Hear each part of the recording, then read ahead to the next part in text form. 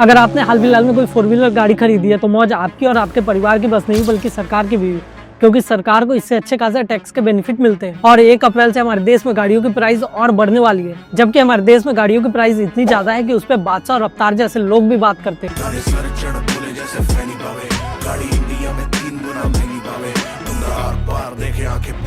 और इंडिया में बहुत सारी रिसर्च ऐसा बताती है कि गाड़ियों की प्राइस इतनी बढ़ते जा रही है कि वो मिडिल क्लास की रेंज से बाहर होते जा रही है। इनफैक्ट इंडिया के कार इंडस्ट्री में पिछले 5 सालों में एवरेज प्राइस 7 लाख से बढ़ के 12 लाख तक पहुंच गए। अगर हम एग्जांपल के लिए बात करें सीडान कैटेगरी की, जो कि इंडिया के टॉप कैटेगरी में से एक है, तो इस कैटेगरी में होंडा सिटी टॉप पे आती है, जिसकी एवरेज प्राइस 2023 में 13 लाख की थी। और इसकी कम्पिटिटर हुंडई वर्ना, जिसकी प्राइस 12,70,000 रुपए थे। लेकिन आज के डेट में अगर आप प्राइसेस देखेंगे तो बहुत ज्यादा हाइक हो चुकी है। लेकिन क्वेश्चन है ऐसा क्यों? अगर आप ऑटो मैन्युफैक्चरर से पूछेंगे तो वो आपको बोलेंगे कि इनपुट कॉस्ट के कारण प्राइसेस बढ़ती जा रही है। इनपुट कॉस्ट बेसिकली गाड़ियों में लगाए जाने वाले मटेरियल के दाम होते हैं, जो कि बढ़ते जा रहे हैं, और इसीलिए गाड़ियों के दाम बढ़ते जा रहे हैं। जैसे कि मारुति सुजुकी ने अपने रेगुलेटरी फाइलिंग में लिखा था कि 2024 में कमोडिटी के प्राइसेस बहुत ज्यादा बढ़ गए थे, जिसके कारण उनको अपने दाम बढ़ाने पड़े। और बात बस इनपुट कॉस्ट की नहीं है, आजकल कस्टमर को अपने गाड़ी में बहुत सारे फीचर चाहिए। अगर आप i10 का एग्जाम्पल लेते हैं और इसके आज के मॉडल और पिछले मॉडल को कंपेयर करेंगे तो आप ऐसा देखोगे कि इस गाड़ी में साइज ही नहीं बल्कि इंफोटेनमेंट सिस्टम और बहुत सारे फीचर अपग्रेड हो गए। और ये भी जरूरी नहीं है कि हर गाड़ी की साइजेस बढ़ गई है,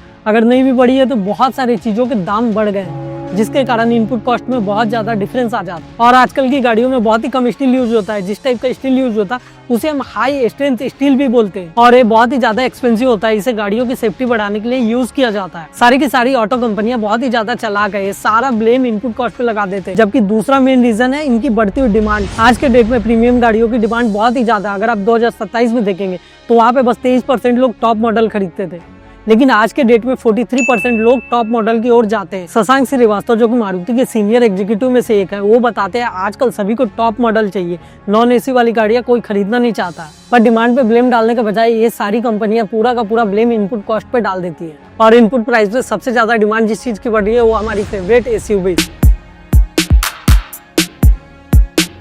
शशांक कहते हैं इंडिया में एसयूवी की सेल हैचबैक और सीडान से कहीं ज्यादा है और लोग इसके लिए पागल भी हो रहे हैं। और इसके पीछे बहुत सारे रीजन है, जैसे कि सेफ्टी और हाई ग्राउंड क्लियरेंस और ज्यादा स्पेस और बेस्ट परफॉर्मेंस एक और कारण है। और दूसरा मेन कारण है सोशल मीडिया का क्रेज। और इसको टाटा मोटर के प्रेसिडेंट कुछ और नाम देते हैं। वो कहते हैं जिन कंज्यूमर एसयूवी चाहते हैं क्योंकि उनकी पर्सनालिटी अब कूल और येलो हो गई है, और एसयूवी की डिमांड मार्केट में इतनी ज्यादा बढ़ गई है कि इसके मैन्युफैक्चरर अब कितना भी प्राइस मार्केट में चार्ज कर सकते हैं। और सबसे ज्यादा मजे हो गए हमारी इंडिया की सरकार को। इंडिया में आपको गाड़ियों के ऊपर 18 से 28% टैक्स देना पड़ता है, और इसके अलावा गवर्नमेंट अलग से सेस चार्ज करती है, जो कि 0% से लेके 22% तक जाता है। और यूएस में लगने वाला कार पे मैक्सिमम टैक्स 8.25% का है, और वहाँ पे 5 स्टेट ऐसे भी है जहाँ पे आपको कोई भी टैक्स नहीं देना पड़ता है। और यही एक रीजन है कि वहाँ पे टोयोटा कैमरी 25 लाख की आती है और हमारे देश में सेम गाड़ी 50 लाख की हो जाती है। और इसके पीछे का मेन रीजन है टोयोटा कैमरी हमारे देश में मैन्युफैक्चर नहीं की जाती है, बल्कि असेंबल की जाती है। हर पार्ट इंपोर्ट होता है और उस पे इंपोर्ट ड्यूटी चार्ज किया जाता है, और ये इंपोर्ट चार्ज 15 से 30% का हो जाया करता है,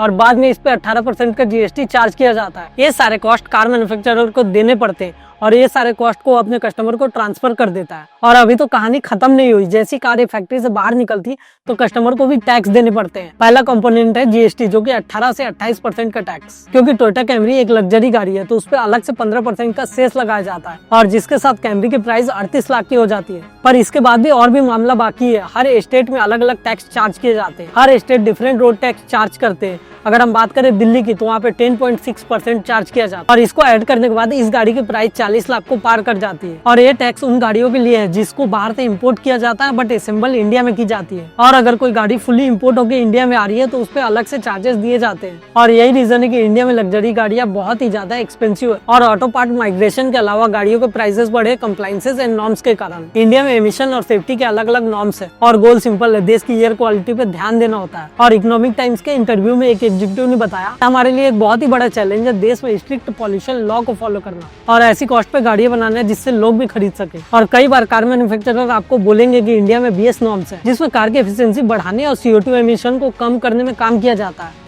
और इसके लिए R&D में खर्च करना पड़ता है, और इसमें पैसा लगता है, वो भी बोझ कस्टमर के सर पे आ जाता है, जिसके कारण कॉस्ट और भी बढ़ जाया करती है। इनफैक्ट इंडिया में जब 2020 में BS6 को अडॉप्ट किया जा रहा था तो इसकी प्राइसेस 30% से बढ़ा दी गई। कई मैन्युफैक्चरर ऐसे ऑटो नॉर्म्स के बारे में कंप्लेन करेंगे, पर हवा का IQ और देश में अगर हजारों लोग लंग कैंसर की वजह से मर रहे हो तो हॉस्पिटल का बिल देने से अच्छा गाड़ियों को इम्प्रूवाइज कर दो। और अगर इसके स्टैंडर्ड को भी इम्प्रूव कर देंगे तो बहुत सारी सेफ्टी भी इम्प्रूव हो जाएगी। और देश में गाड़ियों में बहुत सारे सेफ्टी फीचर को भी अपग्रेड करने की बहुत ही ज्यादा जरूरत है। मारुति के चेयरमैन आरती भार्गव बोलते हैं कि गाड़ियों में एयर बैग लगाने से उसकी कॉस्ट भी बढ़ जाती है। और उनका मानना है कि इंडिया में सड़कें इतनी खराब है कि गाड़ियों में एयर बैग लगना बहुत ही ज्यादा जरूरी है, और अगर ये लगे होंगे तो सबका भला होगा। और इसी को ठीक करने के लिए सरकार 2019 में नई सेफ्टी नॉर्म्स लेके आई और इसको AIS 145 बुलाया जाता है, जिसको कि सरकार ने इंट्रोड्यूस किया था, जिसमें कि air bag, anti lock braking system, reverse parking sensor और सीट बेल्ट रिमाइंडर जैसे फीचर अब कंपलसरी है और हर गाड़ी में इंटीग्रेट होके आते हैं। और इन सेफ्टी फीचर के कारण गाड़ियों के दाम बढ़ जाते हैं। और एक्चुअली में ऐसा कर पाना आसान नहीं है। जब मारुति सुजुकी ने अपने गाड़ियों में